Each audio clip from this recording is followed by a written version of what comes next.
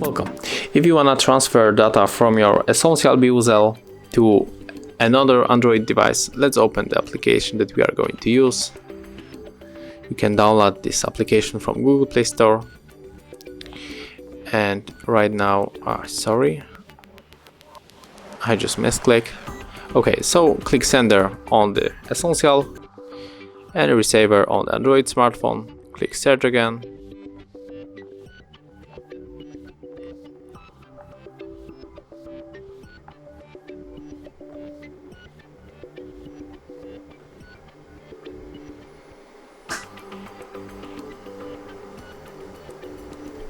Click on this icon here.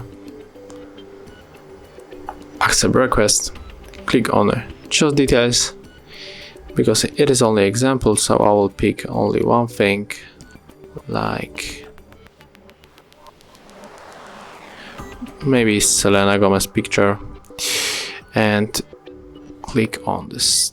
Oh, sorry, I'm gonna unselect these photos and click on the Start. Click OK. Finish. And let's check if this photo is for real here.